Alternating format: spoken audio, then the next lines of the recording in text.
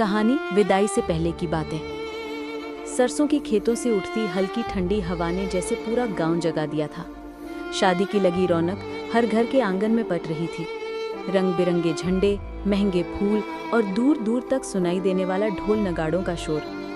पर उसी शोर के बीच एक घर के आंगन में ऐसा सन्नाटा था जिसे कोई संगीत भी पूरा नहीं भर पा रहा था।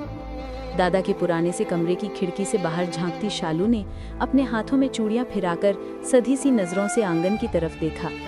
चेहरे पर मुस्कान थी, पर आंखों के कोने में एक अनकही पीड़ा भी झलक रही थी। वो पीड़ा जो लंबे समय से उसके सीने में दबी हुई थी। शालू के पिता पंडित जी गांव में इज्जतदार, पर दिल में एक कठोर मान मर्यादा के पक्का, पूरा परिवार जोड़कर उसकी शादी तय कर चुके थे। सबने सोच रखा था कि बेटी का घर बसाना है, परिवार की खुशी है, समाज की परंपरा है। पर शालू के मन में हरी के अलावा कोई और न था। हरी वो सच्चा, सादा और बोल्ड लड़का जो बिना परवाह के शालू की खुशियों के लिए खुद को व्याप्त कर देता। 10 दिन पहले तक बस एक अजनबी सा था, फिर उसकी हर बात शालू की दुनिया से जुड़ गई। वो लड़का जो दीवारों के बीच गिरते सूरज की तरह अचानक आ गया और हर रोज के छोटे छोटे पलों को खास बना दिया।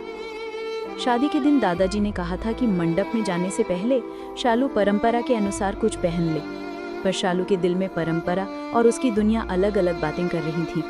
वो चाहती थी कि जाने से पहले अपने पिता से वो सारी बातें कह दे जो उसने कभी कह न पाई। उसे ये उम्मीद भी थी कि पापा सुनेंगे दिल खोलकर, पर पिता की अमीरी और इज्जत ने उसे हमेशा चुप रखा था। शायद वही इज्जत उसकी आवाज़ दबा रही थी। मंडप की घंटियां बजते बजते दरवाजे पर तकरारें भी आ गईं। घर में एक ऐसा मेहमान आया जिसे देखकर लोगों ने हैरानी जताई, हरी। उसने किसी तरह घर में जगह बना ली थी, न किसी का रिश्तेदार न किसी का खास, बस एक करारा इरादा था कि शालू और वो साथ होंगे। लोग बोले, ये 10 दिन से तुम्हारे घर में आता है, क्या पहचान है इसकी? पर हरी के चेहरे पर न घमंड था और न विनम्रता की बनावटी मासूमियत, सिर्फ आत्मविश्वास और प्यार था। शालू ने सभा में खड़े होकर जो कहा वो सबको चौंका गया। उसकी आवाज़ कांपते हुए भी दृढ़ थी। पापा, मैं हरी के साथ रहना चाहती हूँ। उसने मुझे मुस्कुराना सिखाया, उसने मुझे अपने दर्द को समझने की हिम्मत दी। उसके बिना जीना मेरे लिए मरने जैसा है। वो रो पड़ी और फिर एकटक खड़ी रही, उस समय जैसे उसने सारी हिम्मत इकट्ठी कर ली हो। घर के कुछ लोग फुसफुसाने लगे, कोई गुस्से में लाल हो गया, कुछ की आंखों में लाज दिखी, पर शालू का चेहरा शांत था। वो जान चुकी थी कि उसने सच बोला है और अब उसे पीछे लौटना नहीं। हरी ने भी अपना दिल खोलकर कहा, किस तरह उसने शालू के लिए सारी सावधानियों को तोड़ा, कैसे उसने शालू के पिता के दिल तक पहुंचने के लिए कदम बढ़ाए, शादी की शॉपिंग की, संगीत की बंदोबस्त किया और यहाँ तक कि शूटिंग तक की। जब बात गंभीर हो गई तब हरी ने बड़ी ईमानदारी से कहा कि वो लड़खड़ाकर पीछे नहीं हटेगा। उसकी बातें सुनकर कुछ लोगों के चेहरे पर नरमी आ गई, पर पंडित जी का चेहरा कठोर ही रहा।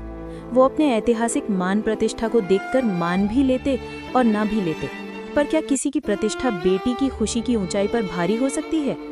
उस रात के घर के बड़े बुजुर्गों की बैठक हुई। गली से ठंडी हवा आती रही और मंडप की रोशनी दूर से झिलमिला रही थी। शालू की माँ ने दबी आवाज में कहा, बेटी का कल्याण चाहिए हमें, पर समाज क्या कहेगा? किसी के शब्दों में समाज की चिंता इतनी गूंजती थी कि किसी और आवाज का मार्ग ही बंद हो रहा था। पर हरी की मुस्तैदी ने एक बार फिर उठकर सबको चौंका दिया। उसने कहा कि वो पराया होने की कोई परवाह नहीं करता, बस शालू की खुशी चाहिए। वो बता रहा था कि उसके लिए शालू सिर्फ प्रेम नहीं, जिंदगी का साथी है।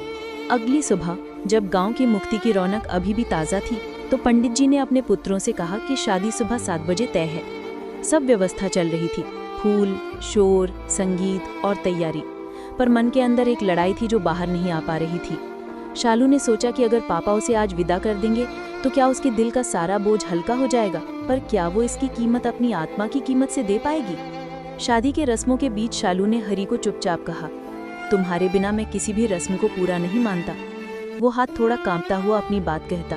वो जानता था कि यहाँ शब्दों का वजन कम नहीं, पर वही ठहरा हुआ प्रेम सब कुछ बोल देता। शालू की आंखों में आंसू थे, पर वो मुस्कुरा दी। उस मुस्कान में लाखों सवालों के जवाब छिपे थे। फिर हुआ वो पल जिसने सबकी धड़कनें तेज कर दी।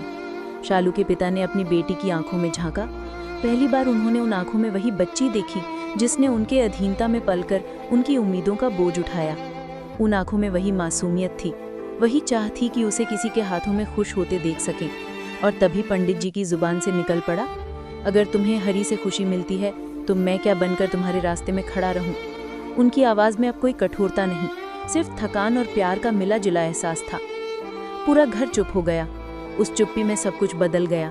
सालों की परंपरा, रिश्तों की कड़वाहट और समाज की फिक्र, सब कुछ एक पल में सुलझने लगा। दादा की आंखों में भी आंसू थे।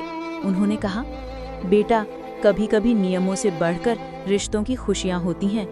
और फिर पंडित जी ने अपनी बेटी का हाथ थाम लिया, न केवल विदाई का हाथ, बल्कि अपने दिल को भी समर्पित कर दिया। शादी हुई, पर यह शादी किसी रिवाज के दबाव में नहीं, बल्कि दो दिलों की समझदारी और एक पिता की स्वीकार्यता की कहानी बनकर हुई। मेहमान तालियों से तालियां मिलाते रहे, ढोल की थाप ने सबका उत्साह बढ़ाया और शालू और हरी ने एक दूसरे के हाथों में अपना वचन बांधा।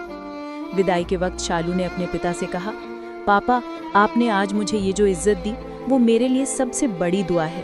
पंडित जी ने मजबूती से कहा, जा बेटी, तेरी खुशी मेरी शान है। रास्ते में जब चांदनी ने खेतों पर अपना चादर ढाली तो शालू ने हरी की बाहों में सिर रखा।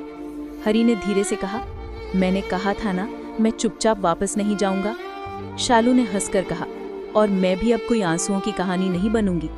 दोनों ने मिलकर नए सपने बुने, छोटे छोटे घर के, सादगी से भरे लम्हों के और उस प्यार के जो किसी दिखावे से बड़ा है।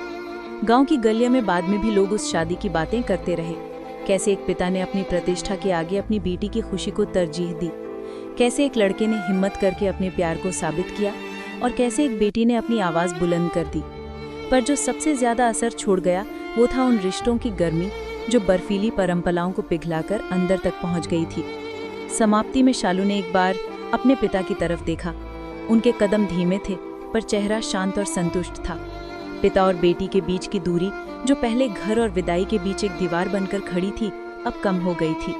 पंडित जी ने थके हुए चेहरे से मुस्कुराते हुए कहा, ये दुनिया खतरों से भरी है, पर तुम्हारे सामने जो सच्चा प्यार खड़ा है उसे आंखें खोलकर देख लो, मैं तुम्हारे साथ हूँ। शालू ने सिर झुकाकर कहा, पापा, आपके आशीर्वाद से मेरा जीवन पूरा होगा। और इस तरह विदाई से पहले की उन अनकही बातों ने, उन दबे हुए जज्बातों ने और उन आर पार के फैसलों ने एक नई शुरुआत की नींव रख दी, जहाँ नियमों का बोझ कम हुआ और प्यार की आवाज़ की सीधी आवाज़ अधिक गूंज उठी। फिर चाहे रास्ते कठिन हो या सरल, जब दिल एक साथ हों तो हर मोड़ पर रोशनी सी मिलती है।